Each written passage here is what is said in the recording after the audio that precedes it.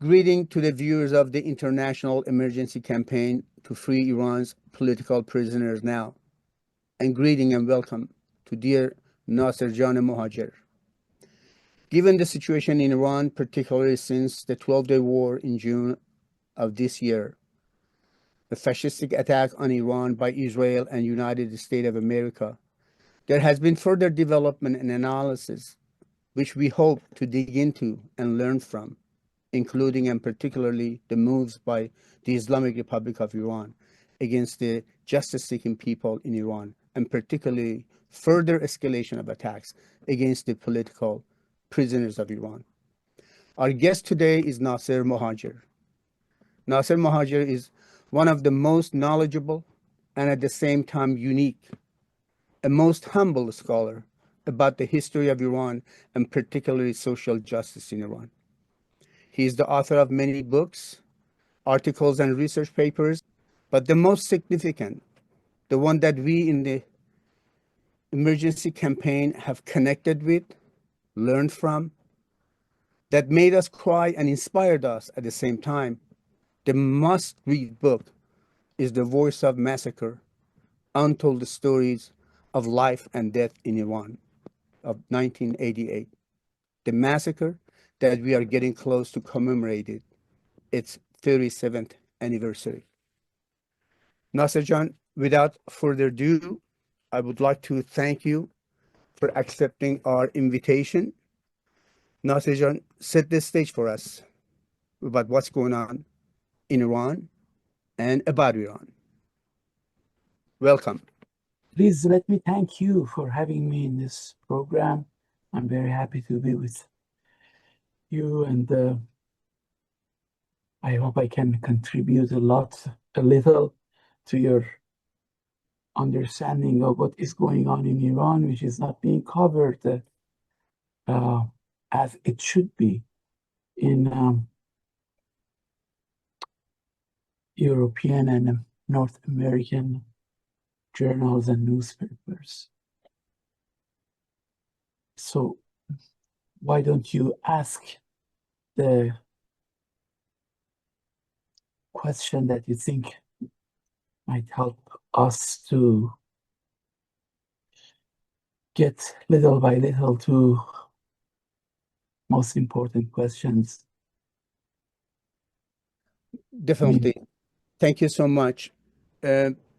Particularly right now, Iran is in the news, and as you say, which must be. And just recently, we have heard from the members of the Iranian officials and the official media about the need and also the possibility of repeating the massacre of 1988. How serious is this, in your opinion? We just heard the execution of 2 political prisoners just a couple of days ago. An attack on another prison, Garchak prison. That is true. First,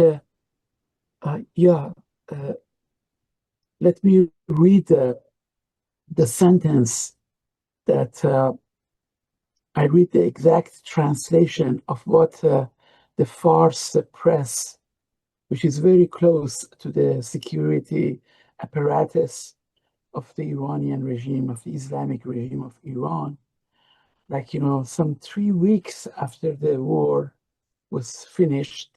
Well, I don't know if it's finished or not, but or maybe I should say stopped, because it wasn't a peace accord, or it wasn't a formal discussion in terms of or signing a document saying that the war is finished and now it's ceasefire or it's peace, whatever. We don't know what it is at this moment. And this is one of the few instances that, there is a, termination of, the war. I mean, they're not fighting militarily against each other, but we don't know what it is at this moment. But right 3 weeks after the 12-day war, this news agency made this announcement that I'm translating for you. Why should not we repeat the experience and the executions of 1988? Don't you think that the time for repeating that successful experience is right now? That we should repeat that. That experience helped us to run the country for so many years without any problem. And we didn't have to deal with the problem of terrorism. And now, after this terrible war and aggression towards Iran, we can feel safe if we get of our enemies the exact same way that we got rid of them in 1988. This is a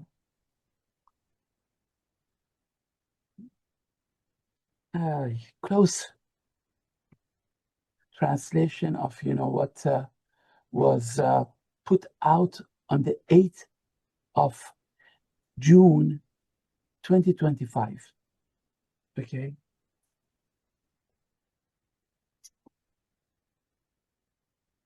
Is it going to happen, or was it a threat?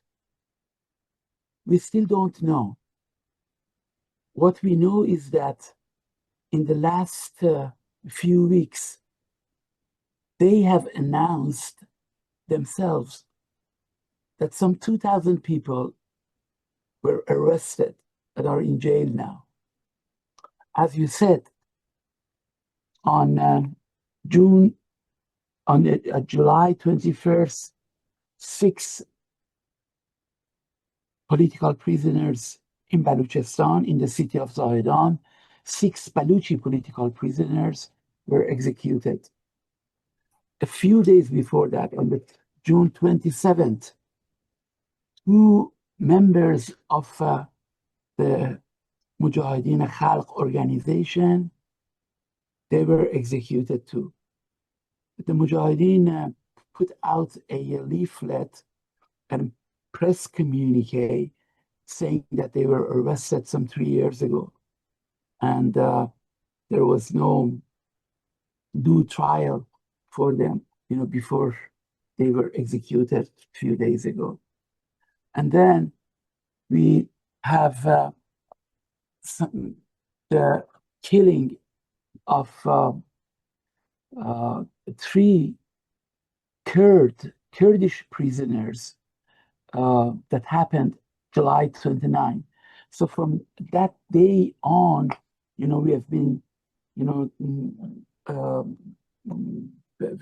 have been witness to the executions that come every 2 days, every 3 days. Of course, the execution of smugglers and dope dealers and people, who are there for thefts and stealing and still stuff like that, is being discussed in more detail. Their pictures is on the first, page of newspapers. But when it comes to political activists, that has not been their practice in this round. Like in 1988, every day they would have, these pictures of very young girls and boys, 16 years of age, 15 years of age, 18 years of age, who were condemned to death because of anti-revolutionary activities, considering that they deemed themselves as revolutionaries and the rest as counter-revolutionaries. So, but to this date, we have not seen that practice. And yeah, to be realistic, it is a little too early to start that. But, just, uh, threatening people and, killing, a few people every a few days and making a state of siege kind of a situation in big cities, especially Tehran, which is being controlled uh, hourly, I would say, day and night. And um, they're being um, very um, paying a lot of attention to what is going on. And you have heard, and I didn't mention the number of Afghanis who were arrested. Some 2 million of them, you probably know, were expelled from Iran, um, migrants. And in one of those acts of inhuman acts that one can think of, just expelling, people, who were living there, had made a life for themselves, in Iran, had worked there, living in honest and very helpful way to the society. The, some of them, at least 6 of them, were killed last week due to their service to the Mossad, the secret police of the Israeli government. And it seems that, they're trying to portray one of the portray the Afghanis in Iran, the Afghans in Iran, as one of the conduits of the Israeli Mossad, who had penetrated the political system in existence in such a unbelievable way, that the way that they operated in the last, few weeks, and even before that, in the last few months, they had penetrated almost every important government agency in Iran. So it seems that, it is easy. It is difficult, of course, very difficult to go and find the big shots, amongst the leadership of the Iranian government to say that, they're agents of Mossad, the Israeli secret police. But it's not, it's easy to find the, poor Afghani people and say that, they were, in fact, collecting information for the Mossad. So this is again one of the tactics that they have been using, one of the dirty tactics that they have been using in the last few months. But all in all, this is, to make a atmosphere of fear, intimidation, and in a society where it is already in a very turbulent kind of a mood because of, the war that came so suddenly, and, people are still asking themselves, how did this happen? And where are we going? And is it going to happen again or not? Are they going to continue the war or not? In a situation that is, just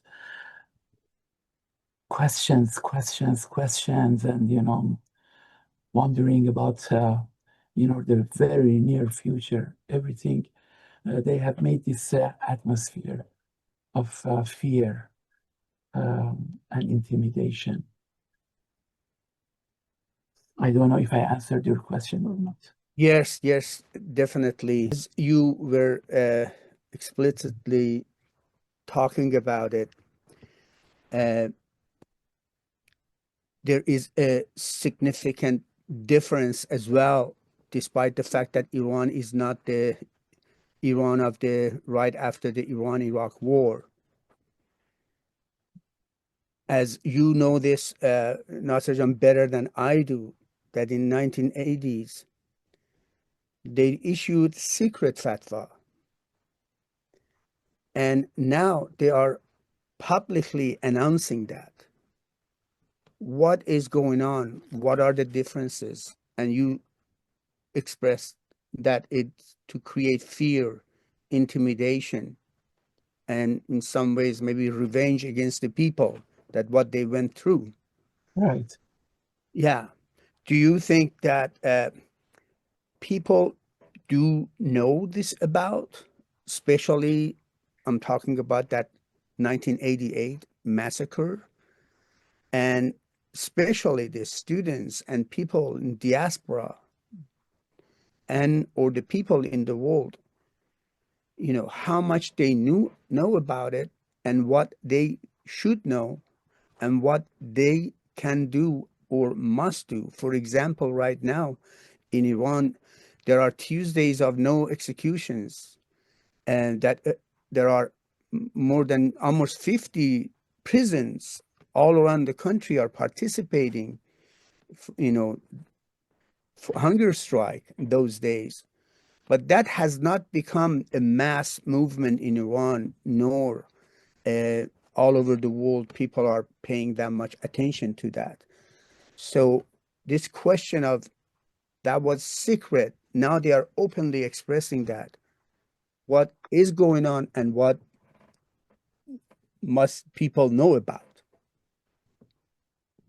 Okay, that is a very good question, in fact. Um, See, the formulation that I read for you does not say anything about what happened in 1960s, in 1988, other than the execution of political prisoners. How they executed those political prisoners, how they were tried in their Middle Ages kind of um, courts, um, or I better call it so-called courts, because they were not really courts in the modern sense of the word as we know it. And nobody knows about, they never made this, it's still a state secret. Nobody knows how, they tried, these political prisoners. Um, we know that between some 5,000 and 6,000 political prisoners were executed in that very summer. But people know very little, if they know at all, that, they were tried in these kangaroo courts. And just few questions. Do you believe in God? Do you do your pray? Do you believe in the organizations that you were working with? Very few questions. And if the answer was that was positive, to these questions, then they had to go and be hanged. So the details of this is not known, as it was kept as a state secret, as they never talked about it in their newspapers, in their magazines. Here and there, some people, who were in that commission that was doing the questioning, they talked about it, very great general outline. If it wasn't because of a um, Grand Ayatollah, um, who was supposed to replace Ayatollah Khomeini, and he was not, and went to disgrace because of exposing this um, crime against humanity. If it wasn't because of him, we knew nothing. But his book was never published in Iran, has never published in Iran. People outside of Iran in diaspora, they know more about, what went on. If uh, simply because many political prisoners, who were released, after that experience, they came to Europe and North America.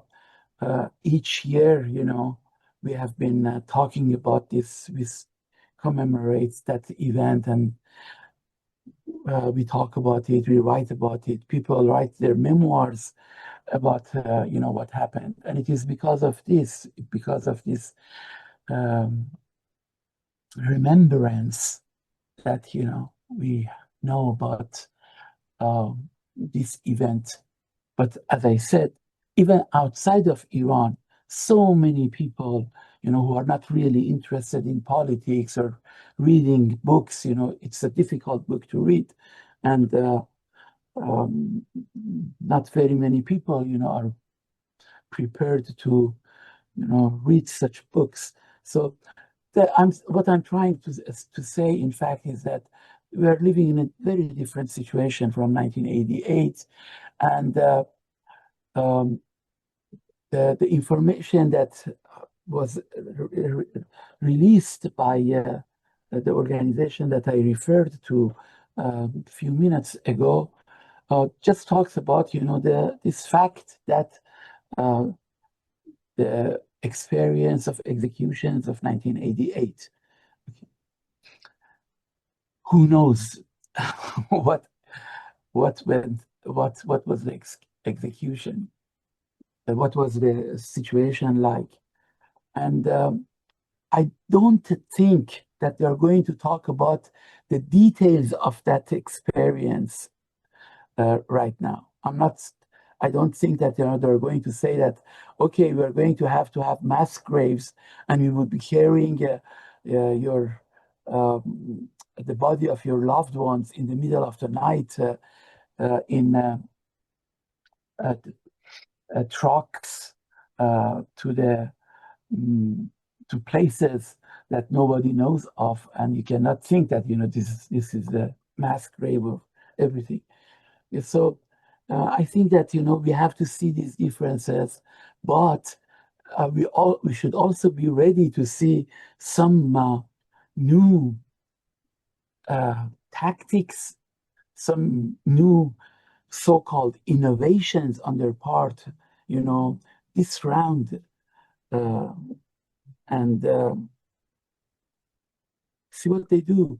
I'm sure that it won't. I I'm pretty sure that it won't happen like 1988. This new wave of executions. Um, how it will happen, the particular form that it would take. Uh, Very difficult for me to predict uh,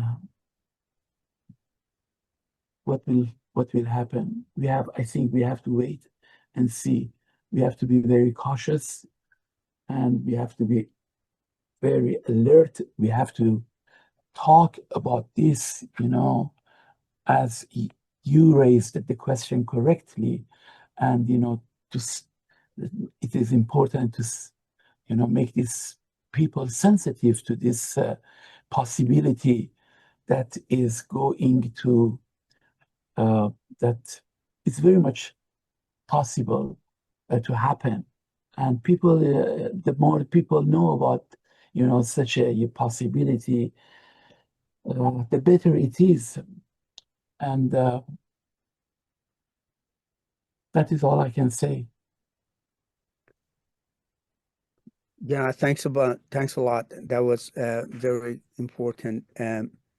One thing that it is what your book has done, even though it took years for people to actually realize that. And today with this social media, maybe there is a different ways and understanding that people be able to be notified. But one thing is two key questions, I think.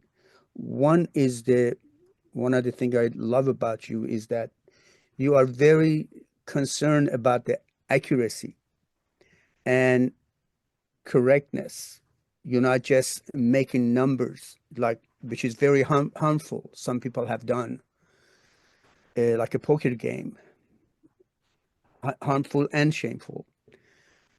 But at the same time, and most significantly, one thing that you have done in your book is that you have talked about the hopes and dreams of those people. And you have also talked about the survivors, relatives, loved ones of those who we lost in that massacre. One of the key things that, one thing this brings me to, in your book, you write about very significantly about in the title says, he held his head up, about Muhammad Ali Partovi.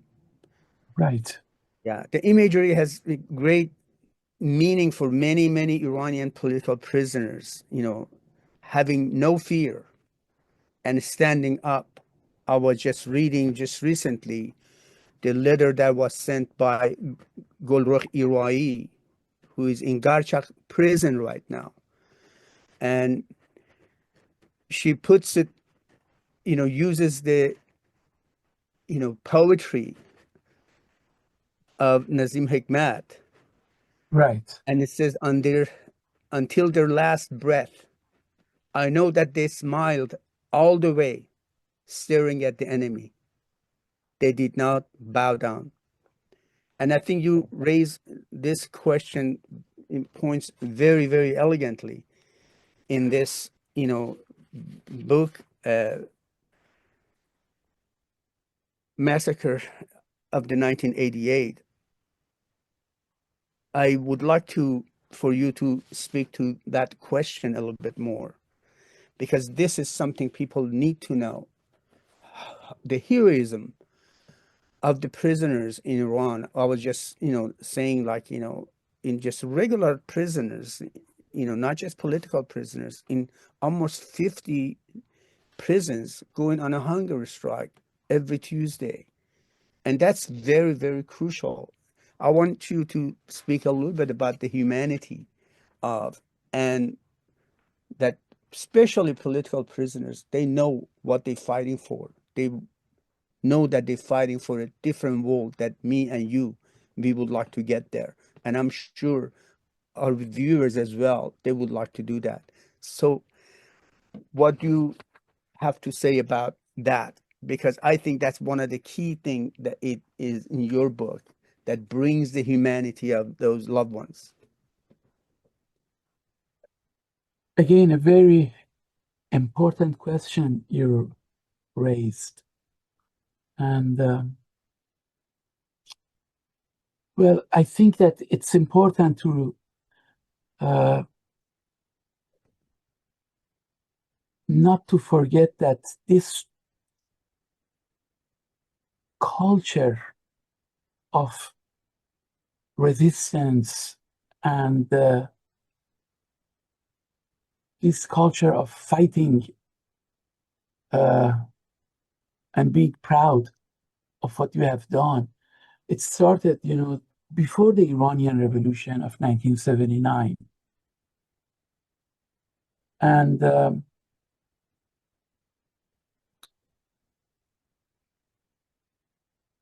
during like 10, 15 years before the revolution of 1979, a new attitude developed amongst political activists. And I'm not going into detail about this because it's really something that,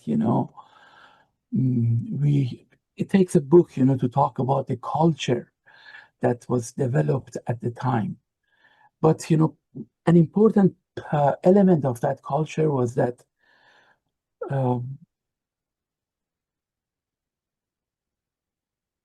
it's important to fight. It's important not to bow. It's important not to go along with the what is going on at any time.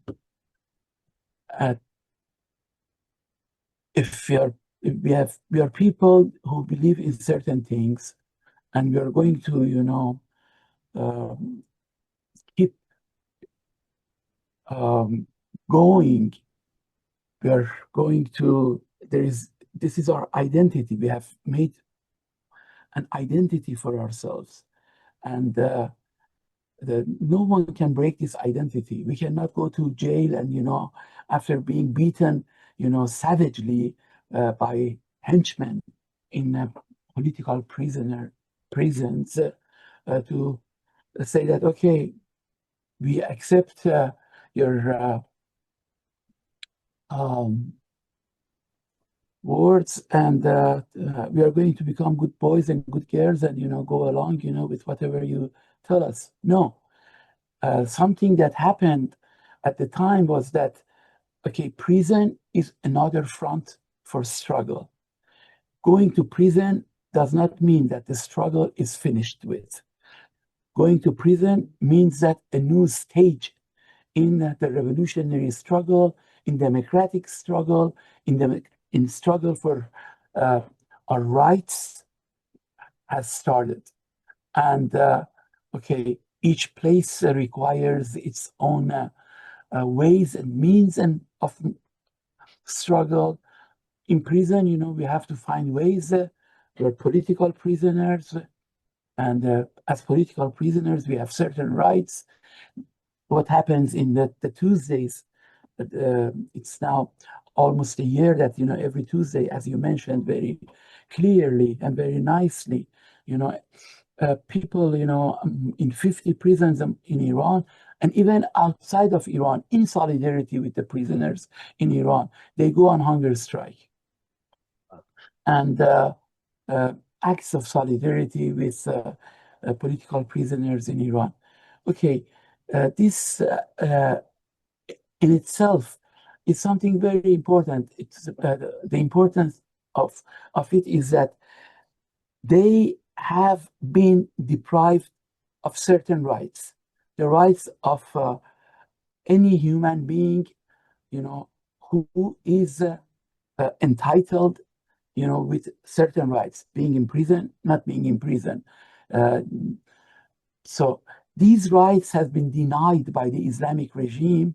And since it has been denied to them by the Islamic regime, they say that, okay, we have to fight in order to gain our rights. And even, this is, as I said, it started, some 60 years ago, before the Iranian Revolution. And it's the struggle that was going on inside Iranian jails at the time. It was a very peaceful struggle at the time. It wasn't, anything that they could come and say that these are violent people and, they are not going to. No, they kept it. It was a very good case of nonviolent struggle, and a very important case of civic disorder.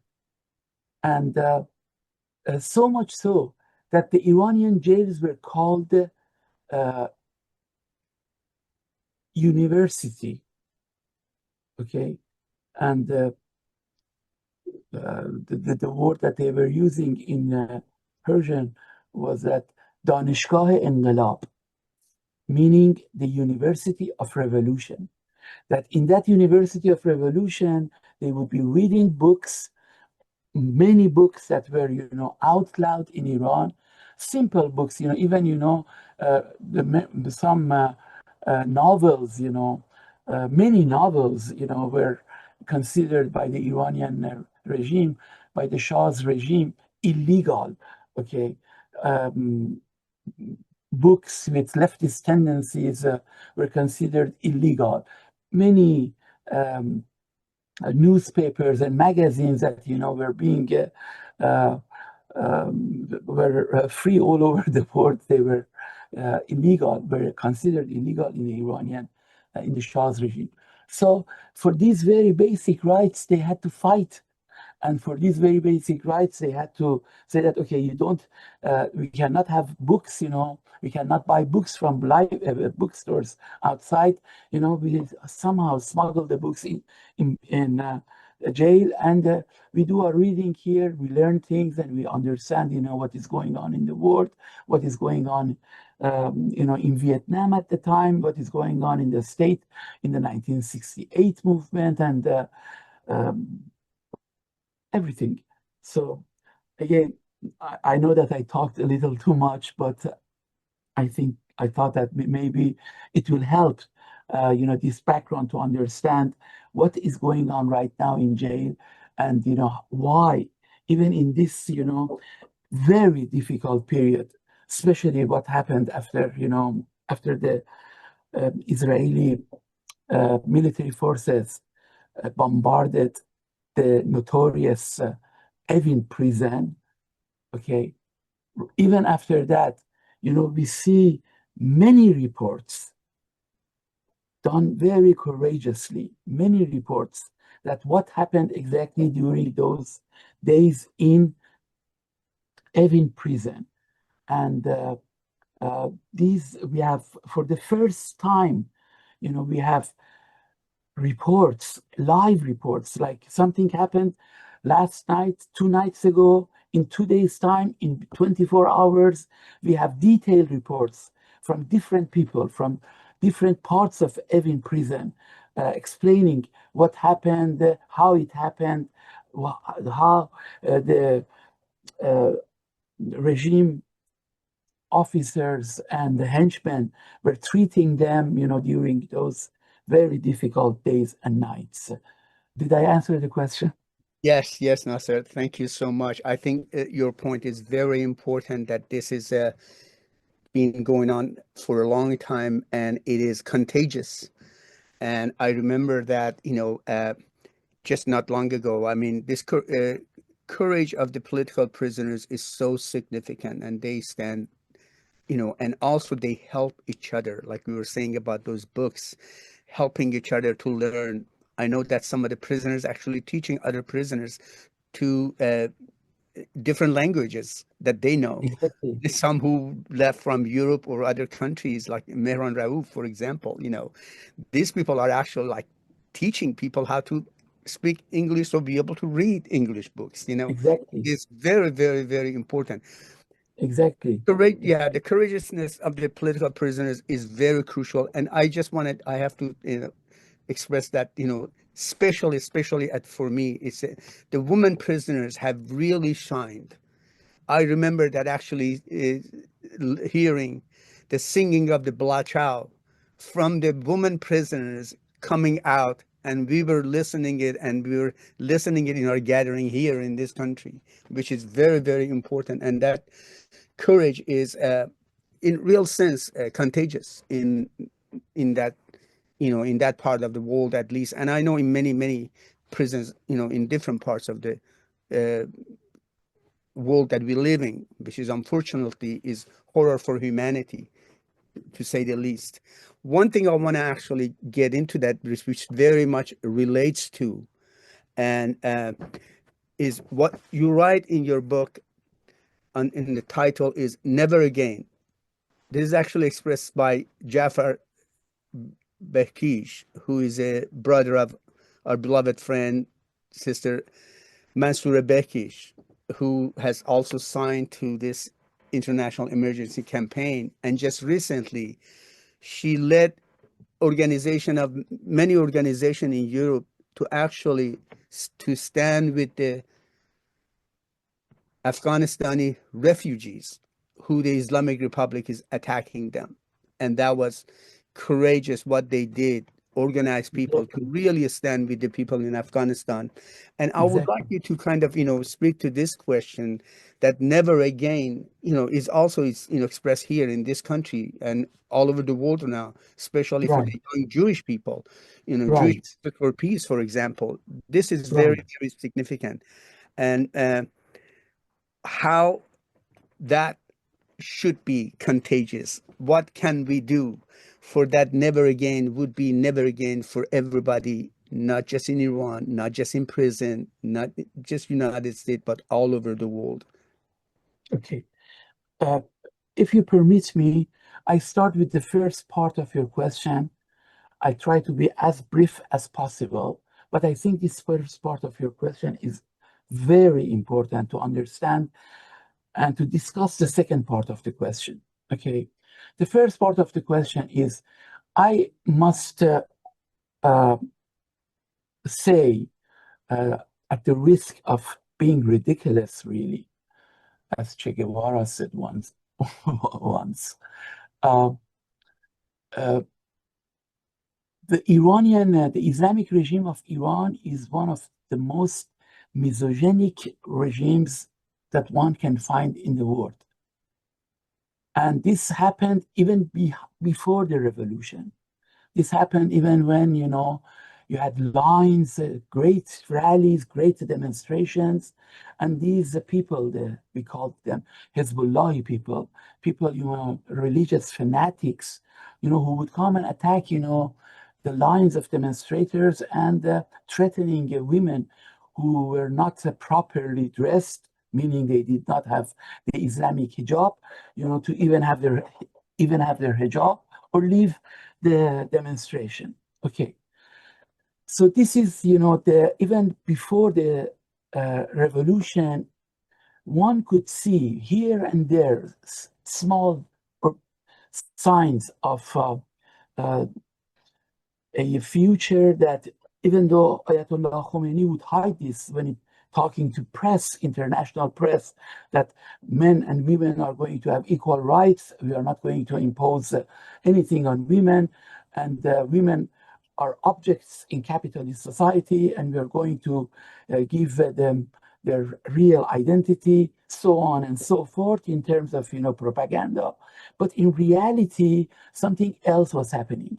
So there was, without any reason, that the first demonstration that happened against the Islamic Republic of Iran was 8th of March 1979, right after the revolution, that people came to the streets and said that we do not want to go with hijab outside or to go to work with hijab. Okay, and from then on, we see every 2-3 years another act by women, okay, led by women, against the regime. So what happens is that, in a way, the Islamic regime of Iran that came to uh, discipline women in Iran and put them in their own place, and their own place meaning house, child rearing, chicken, and kitchen, and everything. I'm sorry. Okay, the opposite happened, and the Iranian women saw themselves in a life and death struggle, and that if we do not move, if we do not fight, if we do not resist, we are going to have a very bad future. I mean, it's a it's an apartheid kind of a system, with um, women having little rights, and this the movement, life, liberty, and life, women, life, and liberty. This movement really changed the situation to a great degree. What are we seeing in prisons right now is, somehow you can see what is happening in prisoners. The history of 40 a few years of women's imprisonment in Iran is very much like, 45 years of struggle of women outside of prisons in Iran. Okay, and that is each time, we saw women more militant, women more vehement, women more uh, intelligent in their work and in their demands and everything. And now one can easily say that women are playing the most active role inside Islamic Republic jail. So that is one important thing about, the understanding the role of Iranian women at this time, and seeing, trying to understand that why women are so active, in all walks of life, in all realms, in the society. Um, I think it was, with women that the term victim was somehow uh, uh, banished inside jails. What do you mean I'm a victim? I'm not a victim. I have decided my own life. I know what I'm doing. I'm a subject. I act as a subject. I'm not an object. I'm not a victim. I don't want to be a victim. Okay. And many discussions like that, with profound philosophical meaning. And this never again that you alluded to is, well, as you said, it's now an international thing. And then you ask yourself, you look at Israel and to say, really, never again. I mean, it seems that, if we want to have something not happen again, we must work for it. We must educate people, in uh, uh, we go to school, we have, these books that we are reading, we have these films that we have to watch, we have these teachers who come to our class and talk about men, women, it is, if you want to get rid of, this situation that we're living in, and if never again is going to be never again, it really takes work, hard work, most and for most education. Of course, it cannot be reduced to education or limited to education. Certain positive acts, concrete acts must be taken, to give room to women to uh, be in leadership positions, be in uh, situations that they can make decisions in in different aspects of life.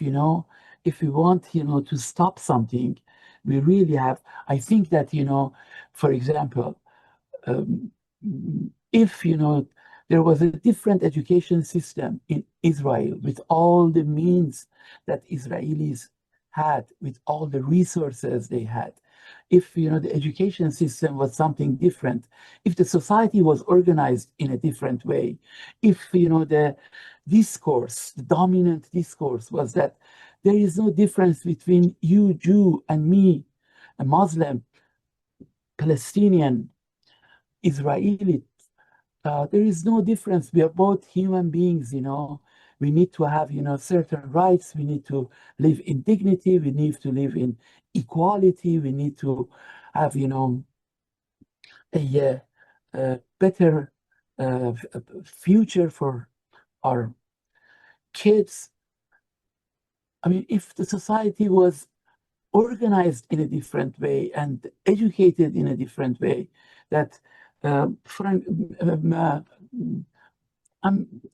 you please excuse me, talking about these things with you guys who have gone through this process for, I don't know, almost a century. I remember very clearly the civil rights movement that was going on in the 60s, and the achievements of that mm, movement in terms of, bringing a little more equality between men and women that is being now threatened by um, the political establishment right now. But I think that, as I said, the most important thing is re-education, reorganization of the system, and to be able to look at things from a different angle and live in a different way than we have been living. I'm so glad that you expressed that, what was going on in 60s, here in this country, but also all over the world, that people Exactly. were standing up and fighting for a better world. That's something that has subsided for a long time. And our hope is that the conversations like this to be able to actually be food for thought and also the fire people's imagination to actually materialize the kind of vision, the kind of future that the people were dreaming of in those times. And that is this question brings back again this question of a never again for never for people all over the world.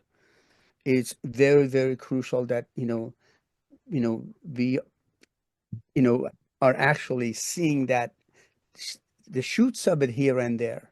But in order to actually takes the whole atmosphere, it really requires all of us here and people who are listening it, watching it in the future, in one way or the other, from the far or close, to have our hands on fire, to be able Exactly. to actually change the world. With that, Exactly. I would like to leave this stage to you for your final points. Whatever would you like to end the discussion with? And we are hoping to see you in person very soon.